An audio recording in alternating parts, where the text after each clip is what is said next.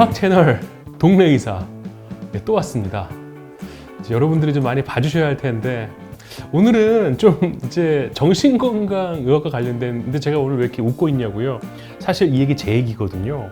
제 얘기인데 좀 너무 뭐 이렇게 좀 슬퍼하거나 그러진 않았으면 좋겠어요. 왜냐면 정상 우리 그냥 어떻게 인생이 살아가는 우리가 만나는 감정들 중에 하나일 테니까요. 뭔가 상실감이라고 할까요? 뭐 애도라고 할까요? 슬픔이라고 할까요? 뭐 이런 얘기를 한번 해보려고 하는데요. 정신건강의학과에 오늘 대가 두 분을 모셨습니다. 근데 잠깐만, 우리 왜 깻잎 논쟁처럼 왜 깻잎 잡아주고 이런 것 때문에 뭐 옛날에 문제 생기고 이런 거 있잖아요.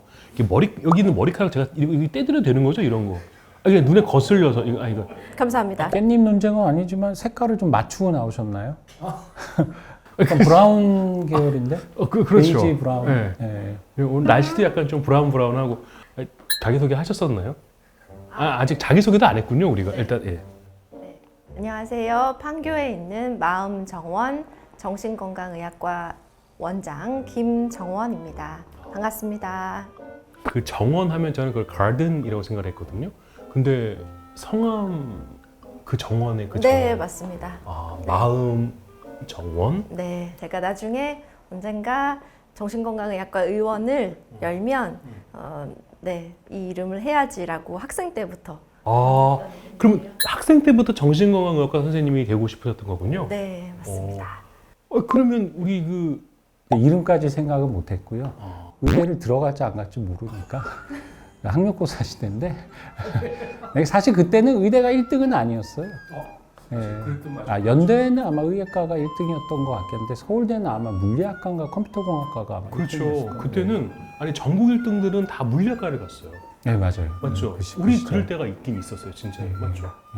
요즘 이제 제가 이런 거 많이 봐요. 이렇게 어디 막 다니다 보면 특히 뭐 대중교통에서도 그렇고 이렇게 그냥 가방인 줄 알았는데 가방이 앞으로 나와 있어요. 그럼 거기에는 이렇게 동물, 뭐 강아지도 있고 뭐 고양이도 있고 이제 그냥 우리랑 함께하는, 그러니까 내 동반자 내지는 반려자 이걸 떠나서 함께 사는 동물들 많이 있잖아요. 근데 이제 동물들과도 우리는 언젠간 이별을 또 해야 하니까, 그렇죠? 애완동물이라는 말을 많이 썼는데요. 요즘 진정한 반려인들께서는 애완동물이라는 말을 쓰면은 불쾌해하세요. 내가 단지 이제 뭐 애정하고 이렇게 기른다는 느낌이 아니라 나와 삶을 같이 한다는 가족의 의미로서. 네. 그럼 애완견 이런 표현보다는 반려견 이렇게 표현해야 네, 되는 맞습니다. 거예요? 그래서 저도 꼭 이제 이렇게 여쭤볼 때 반려동물을 기르시냐라고 여쭤보게 되죠. 제 아내는 저를 뭐 이렇게 부를까요? 반려인이라고. 반려인? 그렇죠. 멧돼지라고 그러니까 제 아내는 저를 멧돼지라고 하진 않아요. 근데 그러니까 정말 경로하셨을 때 한 10년에 한 번 정도 그런 멘트를 쓰실 때는 있습니다. 반려묘, 반려견, 네. 반려돼지는 반려저. 돼지가 그렇지 않나요? 반려오, 양이 진사오미할 때 오. 자추 토끼가 뭐죠? 토끼? 요즘 반려토끼도 있어요. 반려토끼도 있어요? 반려식물도 있죠. 어. 네, 네. 저 우리 동네에서 지나가다가 밤에 와이프와 그 이마트 갔다가 이렇게 오는데 저는 눈을 보고도 정말 원피스, 빨간 원피스를 입은 분이 여기다 뭘 안고 가는 거예요. 털뭉치 같은 거. 그래서 나는 아유 강아지 추워서 그런가 보다 했더니 가까이 가니까 토끼예요. 토끼. 토끼를. 이 토끼 맛있는데? 이거 죄송해요. 드셔본 적 있으세요? 토끼 고기요. 잠깐만 배고파서 그런가 봐.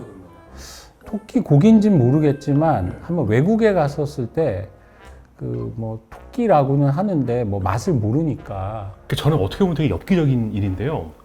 저희 어렸을 때 아버지 고향이 경상북도 청송이었어요. 근데 아버지가 저희 아이들을, 그러니까 그 형제, 사촌 형제들을 데리고 어디 무슨 들판 같은 데를 놀게 근데 거기에는 토끼들이 있는 거예요. 그 토끼들하고 재밌게 놀았어요. 너무 배가 고팠을 거 아닙니까? 점심을 너무 많이 맛있게 먹었어요. 그런데 우리 아버지께서 한 말씀, 마지막에 한 말씀, 아까 너네랑 놀았던 토끼들이야 그러시는 거예요. 토끼 고기를 먹었는데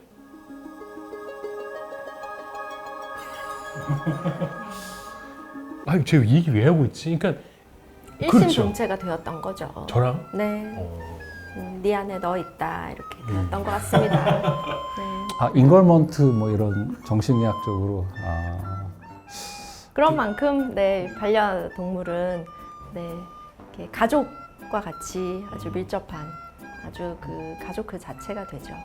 네. 먹었다니까요. 가축이 어떻게 가족이 되는가, 뭐 이런 거. 예를 들면 뭐 우리가 정신과에서 보면은 이제 심리 검사할 때 가족화 그림, 역동적 가족화 그림 검사 KFD라고 있는데 그런 거에서 뭐 미국의 일반적인 아이들이 그리는 그림은 가족이 피크닉 가서 이렇게 같이 있는데 거기 강아지들이 한두 마리가 이렇게 같이 뛰어놀고 이런 게 이제 일반적인 전형적인 그림이라고 하는데 어떻게 보면 뭐 우리가 가축, 인간과 함께하는 가축이 인간에게 뭐 고기나 털을 제공하는 그런 역사가 오래됐다고는 하지만 사실은 뭐 대표적으로 강아지나 고양이들은 우리가 요즘은 뭐 먹기 위해서 키우는 거는 아니잖아요. 정말 인간과 가족처럼 지내고 있으니까 그런 좀 역사에 대해서 잠깐 우리가 한번 생각해 보고 그 다음에 좀 얘기를 나눠봐야 될 것 같아요. 왜 뭐 방금 얘기한 게 저도 어렸을 때 보면은 동네에서 그 좀 개들 뭐 황구, 백구 뭐 이런 거 황구, 백구 이렇게 잡아먹는 분들이 있었잖아요. 저 어렸을 때 별명이 황구였어요. 황구. 황진철이니까 그냥 황구였던 것 같아요. 오늘 좀 이상한데. 어쨌든 우리가 이제 왜 이런 얘기가 복잡하냐면 아직도 뭐 저도 마찬가지지만 저 어렸을 때는 강아지를 키우는 사람들이 집에서 개를 키우는 분들은 많지 않았던 것 같아요. 저도 지금은 뭐 아파트 살고 키우진 않지만 어릴 때는 사실 개를 키웠거든요. 그래서 이제 개를 키우기는 했는데 이제 그런 것들이 어떻게 보면 개는 개다. 뭐 예를 들면 밥도 인간이 먹던 거, 우리가 먹던 거 이렇게 국해서 물론 뭐 짜진 않게 먹어야 된다 그래서 뭐 주고 어떻게 보면 개는 그냥 인간이 먹던 거 하고 주고 그렇게 바깥에서 개집 키워서 하고 이런 식으로 많이 생각했고 저도 79년도에 아파트로 이사 와서는 아파트에 처음에 이사 왔을 때는 개를 못 키우게 했던 것 같아요. 예, 근데 어느 순간 8, 90년대 지나면서 어느 순간부터 조그만 개들 뭐 치와와나 뭐 이런 것들을 좀 키우는 분들이 있어서 가끔 이제 뭐 예쁘기는 하고 저도 어리니까 좋아는 했지만은 좀 어른들 사이에서는 시끄럽게 개 키운다고 밤에 짖거나 이러면 좀 다툼이 있었던 것, 뭐 층간소음이라고 할까 그런 게 있었던 것 같습니다. 반려동물, 뭐 강아지, 고양이, 뭐 토끼, 뭐 식물 이런 것들은 우리랑 좀 떼놓을 수 없는 그냥 우리의 일부분이 된 것 같기도 해요. 그러니까 실제로 모임을 갔는데 갑자기 먼저 간다는 거예요. 근데 지금 강아지가 그 산책을 해야 할 시간이어서 이제 간다고. 그러니까 정말 우리가 저희들 애들 키우다 보면 뭐 애들 라이딩 해야 되는 시간이에요 이런 것처럼 진짜 우리랑 같이 사는 우리의 일부분이 된 것 같다는 느낌이 좀 드는 거는 사실이에요. 우리가 반려동물과 함께 하다가 이제 이 반려동물과 또 이별을 해야 되는 그런 순간이 있지 않습니까? 보통 사람이 이제 뭐 가족이 돌아가시거나 친한 지인이 돌아가시면 우리가 뭐 일단 그런 과정에 대해서는 정신과에서는 어떻게 주로 하고 있는지 저는 주로 소아를 봐서 근데 소아에서도 아마 어린이들이 기르던 반려동물을 잃었다고 하면서 이제 어쩌면 이제 부모님들께서 부적응적인 행동이 아닌가 너무 아이가 이제 힘들어한다라고 하면서 소아정신과를 찾기도 할 것 같아요. 아, 지금 저한테 공을 넘치신 건가요? 전 너무나 편안한 게 이런 일로 비뇨기과를 오지 않기 때문에 그냥 계속 두 분께 말씀을 듣고 싶어요. 예. 이거 자체로 처음에 병원을 오시는 분은 저는 못 봤는데 가끔 이제 키우고 있는 동물이 갑자기 뭐 늙어서 죽는 경우도 있고 또 가끔 이런 경우 있어요. 뭐 산책을 데리고 나갔다가 사고가 나면서 죽게 되는 경우. 또 집에 혼자 놔뒀는데 뭐 비닐이나 이런 거에 해서 이렇게 질식해서 죽고. 그랬을 때 내가 제대로 케어를 못했다. 뭐 이런 걸로 오시는 분들도 있고요. 이 상실이라는 것이 정말 그리고 이제 상실에 대해서 대처하는 그 과정을 이제 애도라고 하는데요. 가장 힘든 것이 그 사랑하는 존재, 뭐 부모님이든 배우자든 그런 이제 사랑하는 반려동물이 이제 허겁지겁 장례식을 치르고 와요. 네, 요즘은 이제 동물들도 반려동물들도 이제 그런 업체도 있고 정말 성심성의껏 장례 절차를 해주고 오는데 그러고 난 다음에 그 존재의 부재를 경험하는 그 현실을 살아내는 것, 그때 그 오게 되는 고통이 정말 상당하셔서 저는 반려동물을 뭐 사고 사든 아니면 반려동물의 사망 그리고 이제 그런 사랑하는 가족을 떠나보낸 것을 계기로 내원하시는 분들이 요즘은 꽤 많은 것 같아요. 사실은 반려동물이 이렇게 오래 살진 않으니까 반려동물을 계속 키운다고 하면 생애 동안 몇 번의 그런 상실을 경험할 수밖에 없는데 이게 본인들이 이런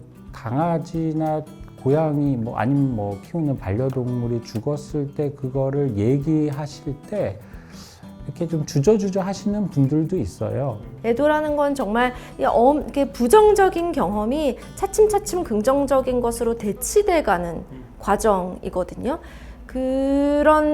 하지만 그 고통 중에 있는 사람은 정말 헤어나올 수 없는 이것이 끝날까 하는 그 고통을 그 누군가가 위로를 해준다고 해도 그 상실의 그 고통을 그러니까 애도에서 가장 중요한 건 고통을 피할 수 없다는 걸 받아들이는 거거든요.